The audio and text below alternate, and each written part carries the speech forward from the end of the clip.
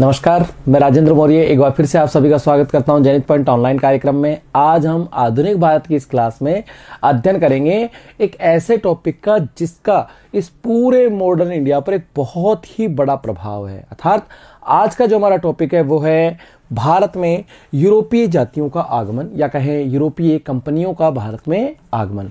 बात करें सबसे पहले भारत में यूरोपीय जातियों के आगमन का क्रम, या कहें भारत में आने वाली कुछ बेसिक प्रश्न जो सीधे एग्जाम से पूछे जाते हैं। आने वाली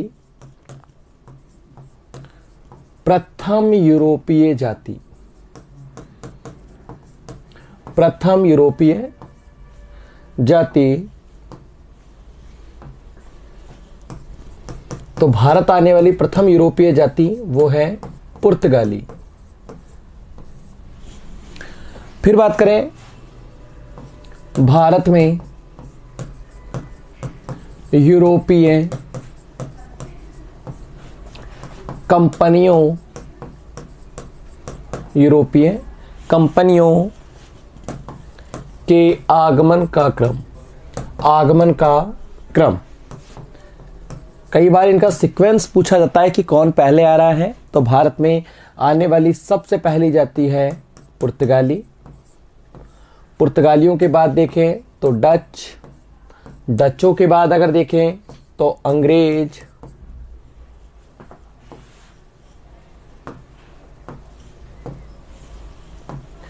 डचों के बाद देखें तो अंग्रेज, अंग्रेजों के बाद देखें तो डेनिश, डेनिश कंपनी के बाद आए फ्रांसीसी, और फ्रांसीसियों के बाद में आए हैं स्वीडिश। तो भारत आने वाले यूरोपीय जातियों का अगर क्रम देखा जाए, उनका सीक्वेंस देखा जाए, तो पुर्तगाली, डच, अंग्रेज, डेनिश, फ्रांसीसी और स्वीडिश है। वही बात करें सबसे पहले आने वाली किंतु सबसे बाद में जाने वाली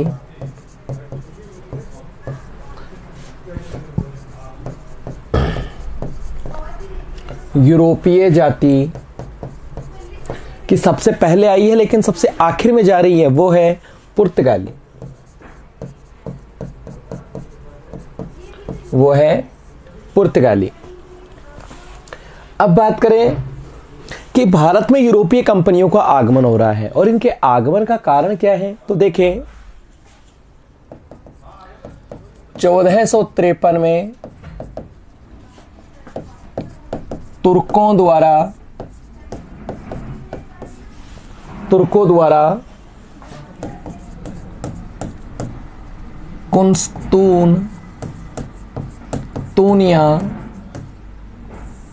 कुंसुनतूनिया जो वर्तमान में तुर्की की राजधानी या टर्की की राजधानी, वर्तमान में तुर्की की राजधानी इस्तांबुल, वही कुंसुनतूनिया के नाम से जानी गई है। कुंसुनतूनिया पर अधिकार कर लिया गया जिससे यूरोपीय देशों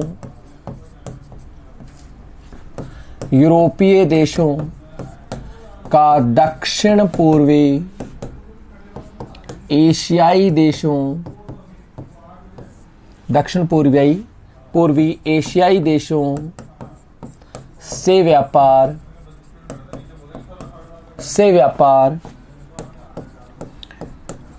अवरुद्ध हो गया।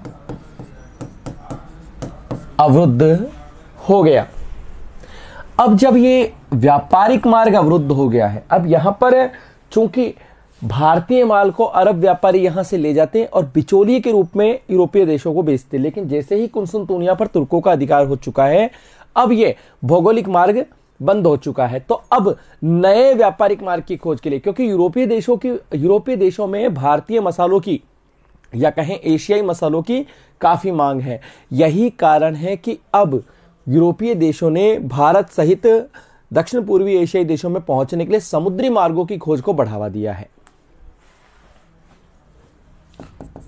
1453 में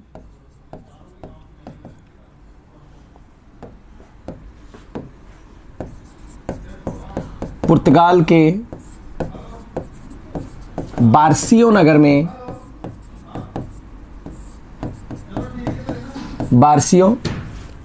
में सभी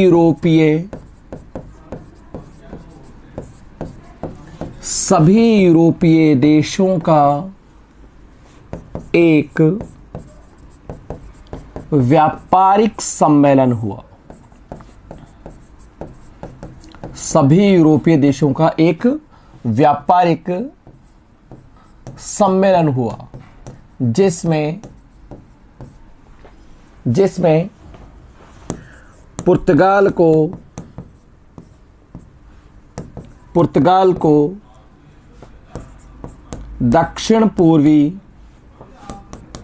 एशियाई देशों के साथ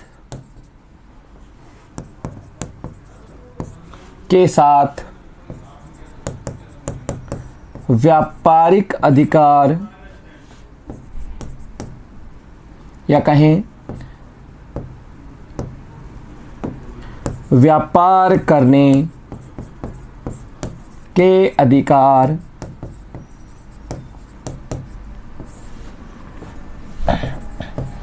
ईसाई धर्म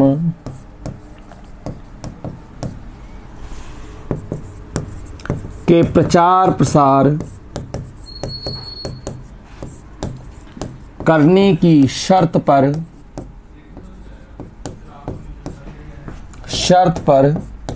दिए गए।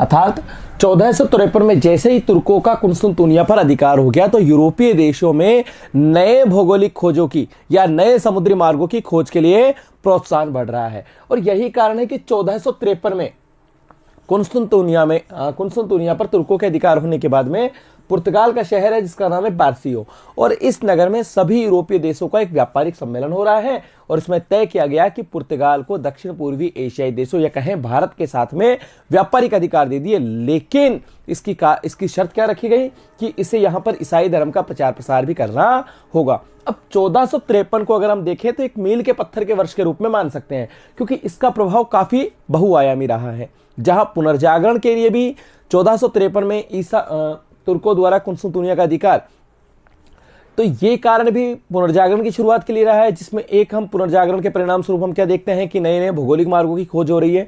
तो प्रश्न ये उठ रहा है कि उस समय भारत आने के लिए कौन कौन से मार्ग थे। देखें, उस समय यूरोप से भारत आने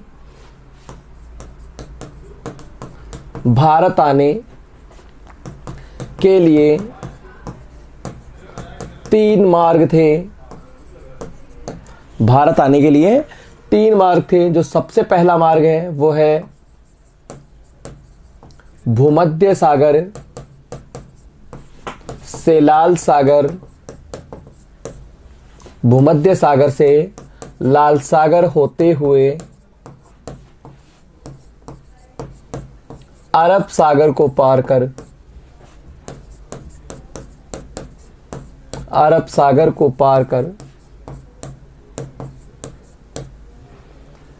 कर जाने वाला मार्ग।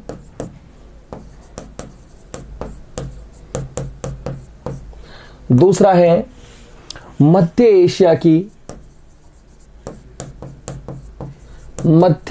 की ऑक्सस नदी जो कैस्पियन सागर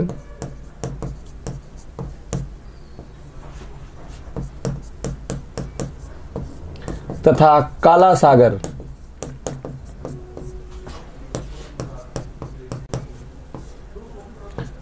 तक जाती, यानी मध्य एशिया की ऑक्सस नदी जो कैस्पियन सागर और फिर बाद में लाल काला सागर तक जा रही है। तीसरा है सीरिया से इराक, ईरान होता हुआ मार्ग, तो 1453 में तुर्कों द्वारा कुंसुलतुनिया पर अधिकार कर लिया गया, जिस कारण की व्यापारिक मार्ग अवरुद्ध हो चुका है। यही कारण है कि अब नए भौगोलिक प्रदेशों की खोज के रूप में नए समुद्री मार्ग की खोज का अनुसरण किया गया है।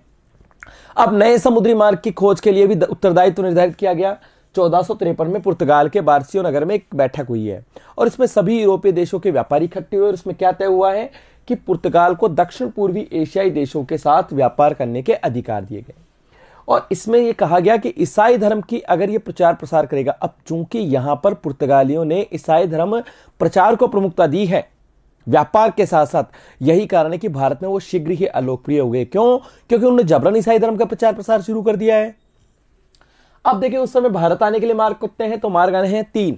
एक तो भूमध्य सागर से लाल सागर होते हुए अरब सागर को पार करके आता हुआ, दूसरा है मध्य एशिया की ऑक्सस नदी जो कैस्पियन सागर और फिर काला सागर में गिरती है, तीसरा है सीरिया से इराक ईरान होता हुआ मार्ग। देखें भारत में पुर्तगाली जाति का आगमन, हमने मार्ग देख लिए हैं और इसके लिए बैठक भी देख ली है। देखें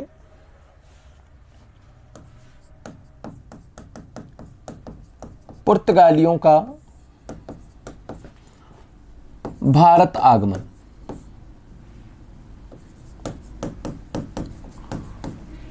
पुर्तगालियों का भारत आगमन। सबसे पहली बात कि पुर्तगालियों की कंपनी का क्या नाम है, पुर्तगाली व्यापारिक कंपनी का नाम क्या है,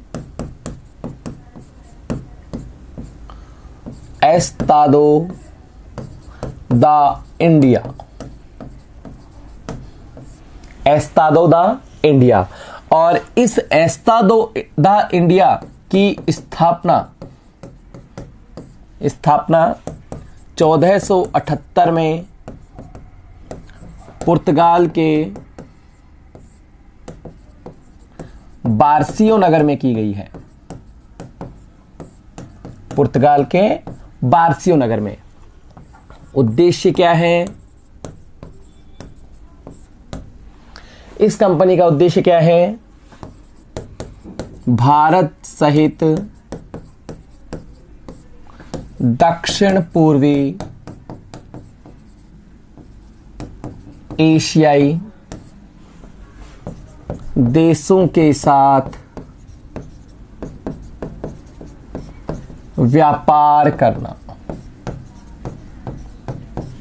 व्यापार करना। पुर्तगालियों के भारत आगमन की हम कथा को देखें तो प्रथम पुर्तगाली जो भारत आया वो है Vasco D gamma, Vasco D gamma. और वास्को डी गामा भारत आया है 17 मई 1498 को और ये भारत में सबसे पहले आया कालीकट बंदरगाह पर, कालीकट बंदरगाह पर आया है। वास्को डी गामा ने अपनी यात्रा शुरू की है पुर्तगाल के लिस्बन शहर के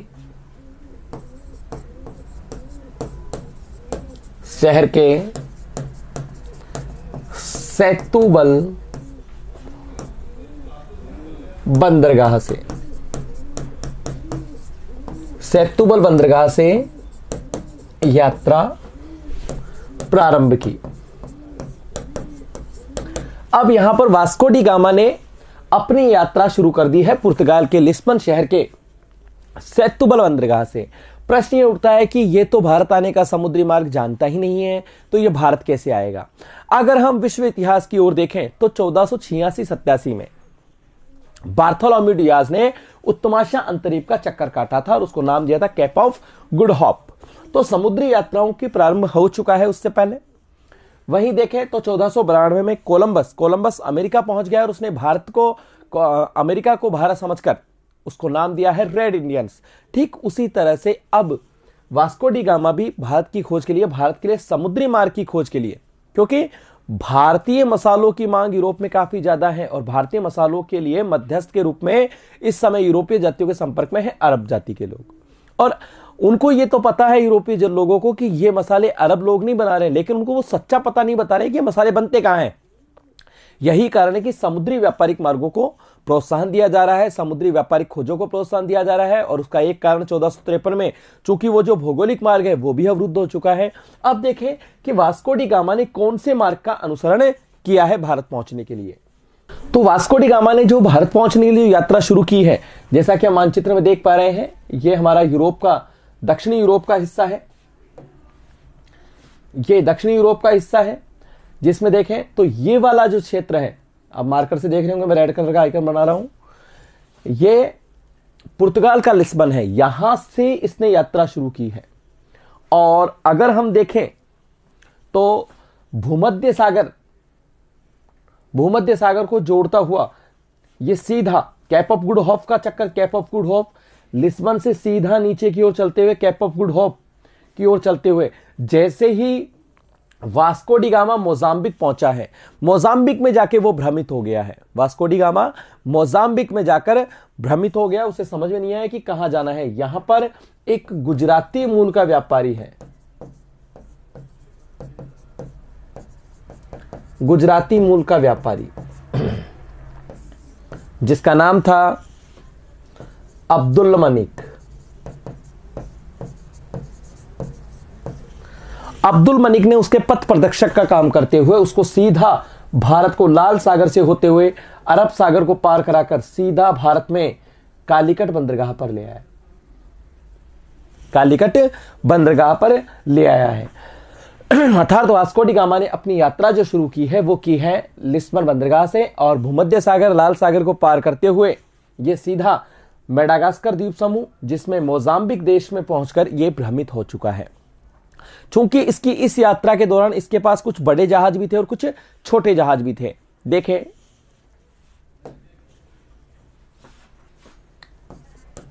वास्को डी गामा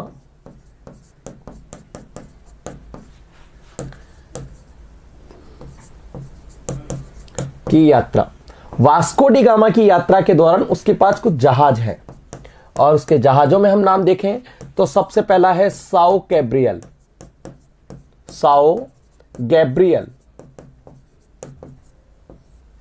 दूसरा है राइफेल और तीसरा है बेरियो। लेकिन यह समुद्री लुटेरों के रूप में आ रहा है, यही कारण है कि इसके अधिकांश जहाज मोजाम्बिक मोजाम्बिक तक पहुंचते पहुंचते नष्ट हो चुके हैं। अब इसके पास छोटी मोटी कुछ नावें हैं जिनमें से एक नाव है नीना नाम की इसके पास एक छोटी सी नाव बची हुई है। यही कारण है कि इस नाव पर बैठकर, नीना क्या है, इसकी नाव है, इस नाव पर बैठकर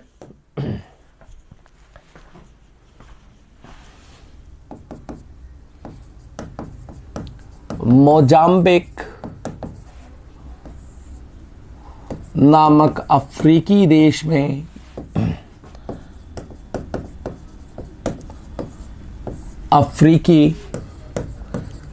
में वास्को डी गामा भ्रमित हुआ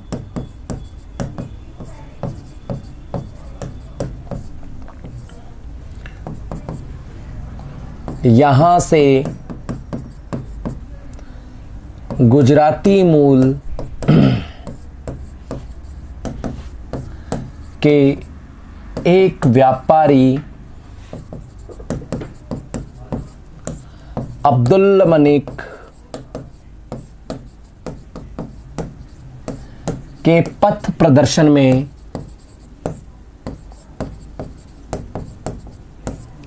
में वास्को डी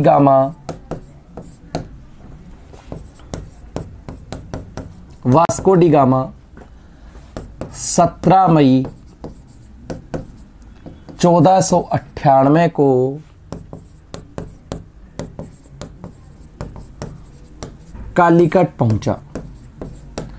यानी भारत में ये सबसे पहले कहां पहुंचा है? कालीकट में। और इसने यात्रा कहां से शुरू की है? लिस्बन से। देखें,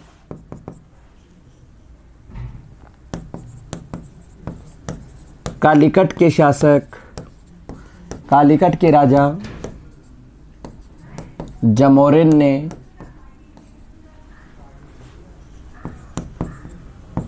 उसका स्वागत किया, उसका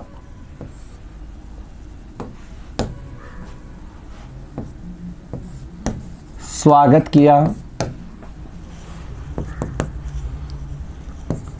वास्को डी गामा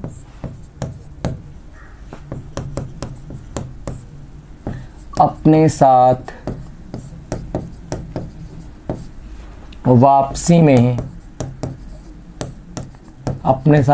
वापसी में मसाले लेकर गया,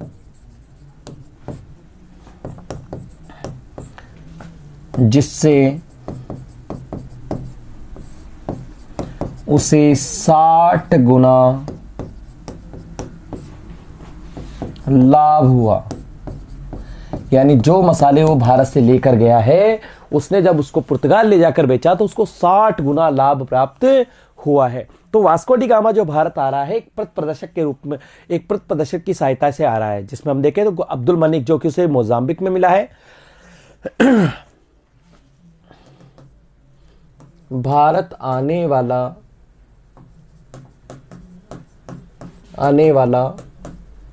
प्रथम यूरोपीय वो है वास्को डी गामा।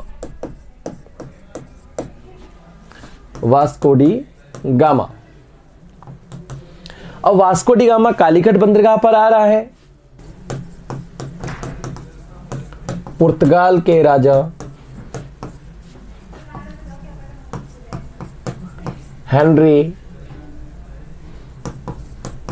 को हेनरी द नेविगेटर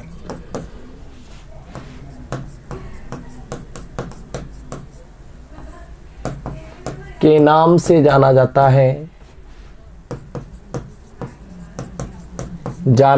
है। वास्को डी गामा को पुर्तगाल के राजा जॉन सेकंड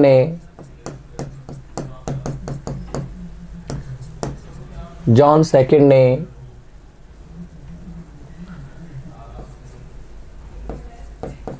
उसकी यात्रा हेतु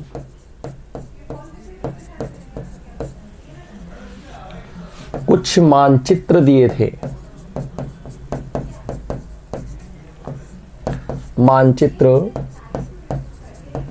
थे।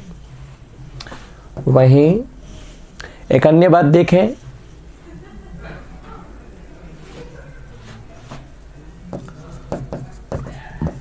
भारत से पुर्तगाल लौटने पर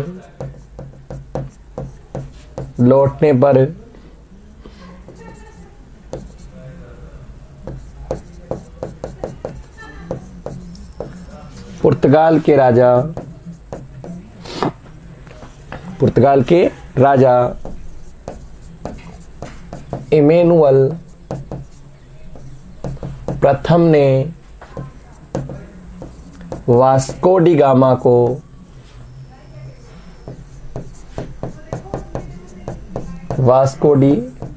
को मर्चेंट चीफ की उपाधि प्रदान की। और इस मर्चेंट चीफ का अर्थ क्या होता है? इस मर्चेंट चीफ का अर्थ होता है वाणिज्य प्रधान।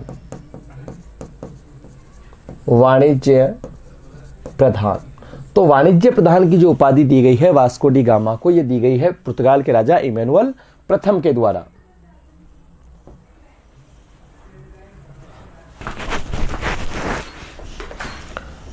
जहां हमने वास्को डी गामा की बात की, तो वास्को डी गामा अपने साथ में मसाले लेकर गया है, और मसालों में भी अगर प्रमुख रूप से देखा जाए तो वो अपने साथ में काली मिर्च लेके गया है।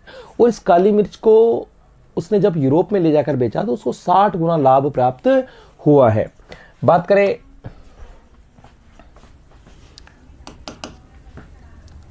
भारत आने वाला दूसरा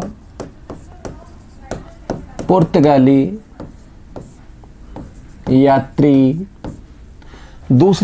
यात्री जो भारत आया वो था पेट्रो अल्ब्रेज कैब्राल। पेट्रो अल्ब्रेज कैब्राल ने कालीकट के राजा जमोरिन को अरब व्यापारियों का या अरबों का एक जहाज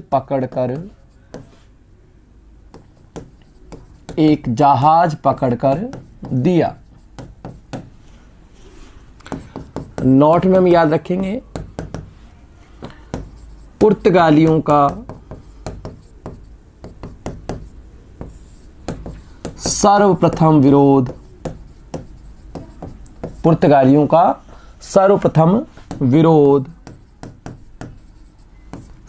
जो विरोध किया गया है पुर्तगालियों का, वो किया गया है अरबों द्वारा।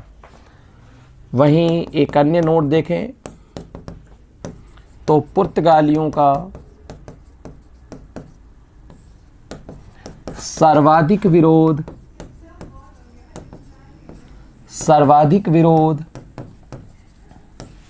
जो किया गया है वो किया गया है डचों द्वारा, जो कि व्यापारिक प्रतिस्पर्धा के परिणाम स्वरूप है, जबकि अरब पहले से बिचौलिए के रूप में कार्य कर रहे हैं। लेकिन अब जैसे ही यूरोपीय स्वयं मसाला व्यापार तक या कहे भारत तक उनकी पहुंच हो चुकी है, तो उन्होंने अरबों ने इनका विरोध करना शुरू किया। यही कारण है कि दूसरे पुर्तगाली यात्री पेट्रो अल्ब्रेज कैब्राल ने अरबों का एक जहाज पकड़कर जमोरिन को सौंप दिया था। आगे देखें, वास्को डी गामा दूसरी बार 1502 में भारत आया।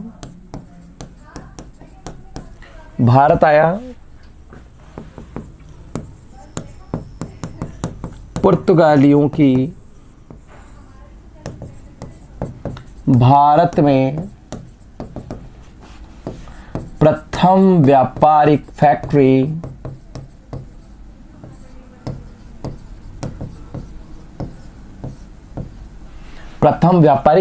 फैक्ट्री जो स्थापित की गई वो है 1502 में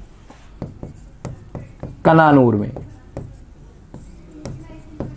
1502 में कनानूर में इनकी पहली व्यापारिक फैक्ट्री स्थापित की गई है। वहीं बात करें, जैसा कि आपको बताया गया, हमने देखा कि पुर्तगालियों को जो व्यापार करने की जो अनुमति दी गई है वो दी गई है ईसाई धर्म के प्रचार प्रसार के लिए। यही कारण है भारत में पुर्तगालियों ने ईसाई धर्म के प्रचार प्रसार के लिए बहुत से कार्य किए हैं। देखें,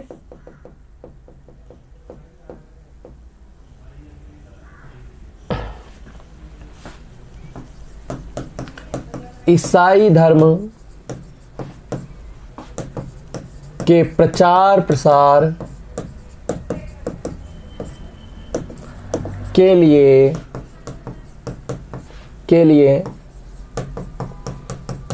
पुर्तगालियों द्वारा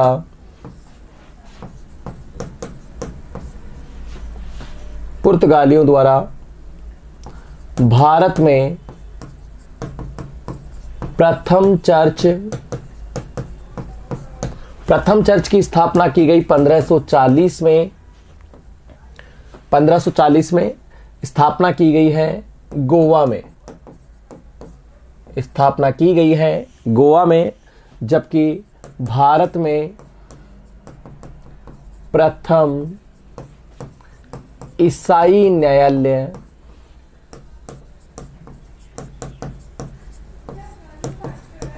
की स्थापना, भारत में प्रथम ईसाई न्यायालय की स्थापना 1660 में गोवा में की गई है, गोवा में की गई है। 1524 में वायसराय के रूप में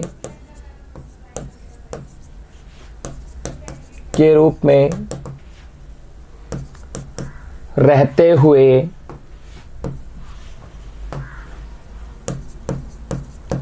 हुए वास्को डी गामा की भारत में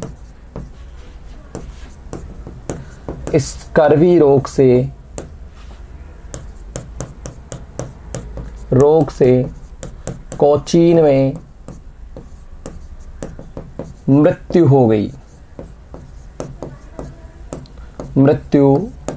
गई। वास्को डी गामा की मृत्यु भारत में ही हो रही है स्कर्वी रोग के कारण कोचीन में 1524 पे। अब देखें पुर्तगालियों के भारत आगमन के उद्देश्य, पुर्तगालियों के भारत आगमन के उद्देश्य पर नजर डालें तो पहला है व्यापारिक एकाधिकार स्थापित करना, दूसरा है दक्षिण पूर्वी एशियाई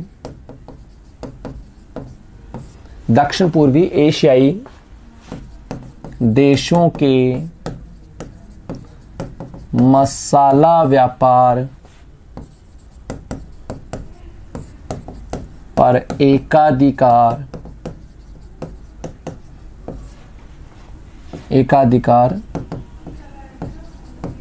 स्थापित करना,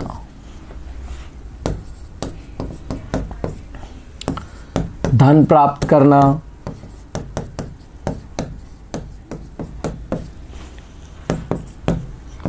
ईसाई धर्म का प्रचार प्रसार करना,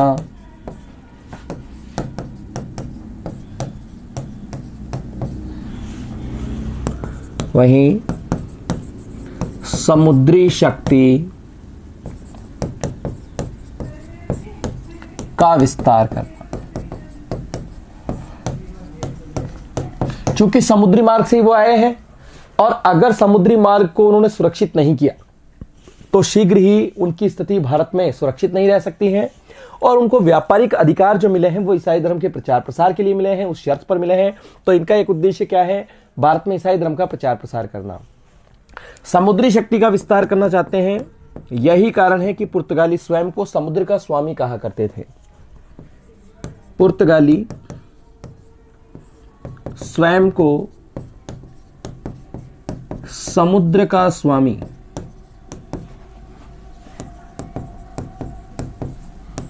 कहते थे। पुर्तगाली स्वयं को समुद्र का स्वामी कहते थे। अब पुर्तगालियों ने अपने इन उद्देश्यों की पूर्ति के लिए, जहां हम इनके उद्देश्यों को देखें, अगर हम भारतीय मानचित्र में इनकी स्थिति को अगर हम देखना चाहें, अगर भारतीय मानचित्र में हम इनकी स्थिति देखना चाहें, चूंकि ये अरब सागर में से भारत में आए हैं और कालीकट बंदरगाह पर पहली बार उतरे हैं वास्को डी गामा के रूप में, और अगर देखें पुर्तगालियों की भारत में व्यापारिक स्थिति को देखें तो प्रथम व्यापारिक फैक्ट्री या कहें प्रथम पुर्तगाली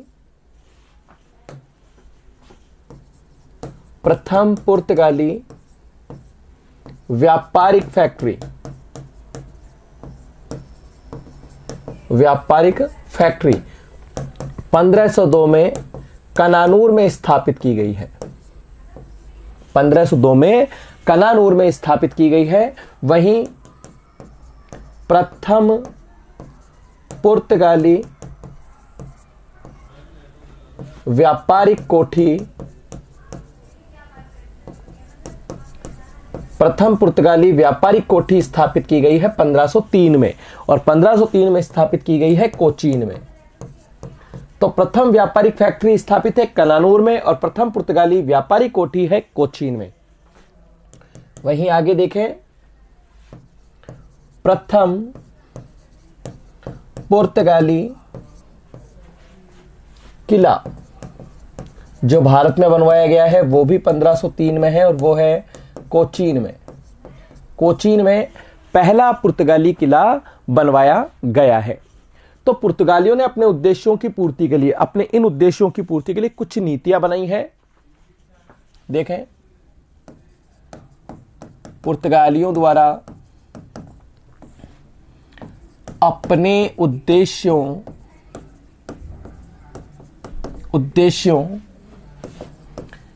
की पूर्ति हेतु निम्न कदम उठाए हैं। देखें कौन कौन से कदम उठाए गए हैं। सबसे पहले देखें तो blue water policy. Blue water policy का अगर हम दूसरा नाम देखें तो यह है नीले पानी की नीति। नीले पानी की नीति, इसका हम और नाम निकालना चाहे तो वो है शांत जल की नीति। प्रश्न उठता है कि ब्लू वाटर पॉलिसी किसने बनाई है? तो इस नीति का जो प्रवर्तक है वो है फ्रांसिस्को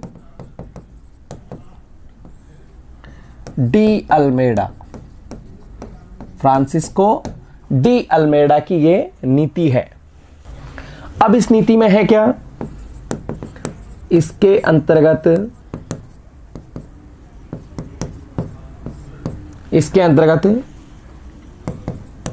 समुद्र तटीय क्षेत्रों में ही अपनी बस्ती बसाना तथा समुद्री शक्ति के विस्तार की योजना है। अर्थात यदि हम भारतीय मानचित्र में देखें तो चूंकि कालीकट में आए हैं और ये वाला पूरा इलाका, साथ में इधर वाला भी, ये पूरा पानी से घिरा हुआ है। यही कारण है कि ब्लू वाटर पॉलिसी में फ्रांसिस्को डी अल्मेडा ने क्या कहा है कि केवल समुद्र तटीय क्षेत्रों में ही बसना है हमें। समुद्र तटीय क्षेत्रों में बसना, और साथ में अगर हम इस क्षेत्र में बस रहे हैं तो इस क्षेत्र के लिए हमारे पास पर्याप्त समुद्री शक्ति होनी चाहिए। यही कारण है कि पुर्तगाली स्वयं को समुद्र का स्वामी कहा करते थे। दूसरा है कार्टज पद्धति। इसका दूसरा नाम देखें तो परमिट प्रथा। इसके अंतर्गत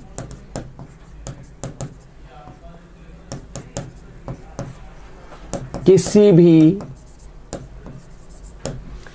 भी गैर पुर्तगाली को अरब सागर में प्रवेश करने हेतु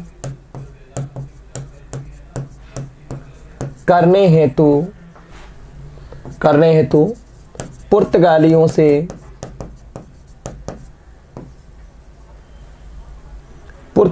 से अनुमति लेनी पड़ती थी। अनुमति लेनी पड़ती थी। विशेष बात, मुगल बादशाह अकबर को भी एक बार समुद्र देखने के लिए पुर्तगालियों से परमिट लेना पड़ा था और अकबर ने पहली बार समुद्र को देखा था गुजरात अभियान के दौरान 1573 में।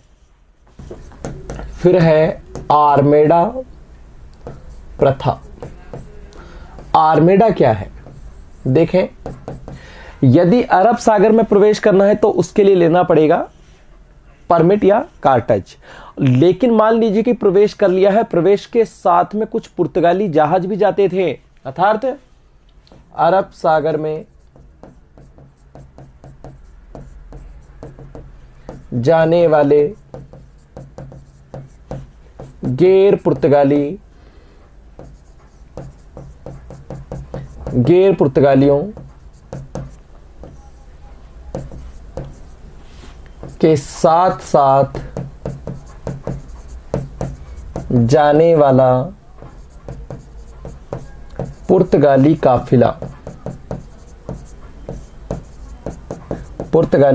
काफिला ये कहलाता है आर्मेडा प्रथा और इसी को कहा जाता है काफिला व्यवस्था। वहीं इसी के अंतर्गत एक अन्य कदम जो पुर्तगालियों ने उठाया वो है दुर्ग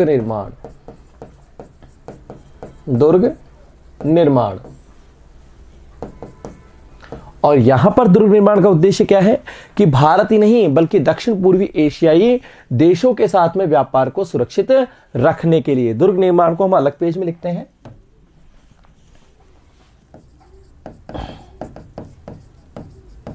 दुर्ग निर्माण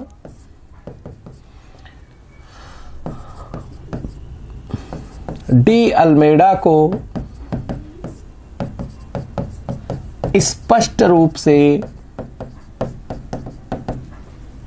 यह आदेश मिला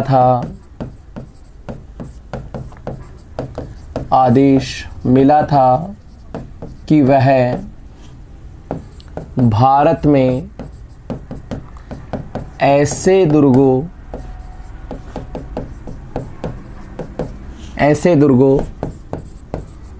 का निर्माण करे जिससे भारत सहित दक्षिण पूर्व एशिया के व्यापार को सुरक्षित रख सके। यही कारण है कि फ्रांसिस्को डी अल्मेडा, अब यहां पर फ्रांसिस्को डी अल्मेडा का ही नाम क्यों आ रहा है? क्योंकि भारत में प्रथम पुर्तगाली गवर्नर वो है फ्रांसिस्को डी अल्मेडा। तो आज की कक्षा में इतना ही। मिलते हैं अगली कक्षा में। पुर्तगाली गवर्नरों से आगे तथा यूरोपीय कंपनियों का भारत में आगमन, ये वाला पार्ट रहेगा हमारा अगली क्लास में। तो मिलते हैं अगली कक्षा में, तब तक के लिए नमस्कार।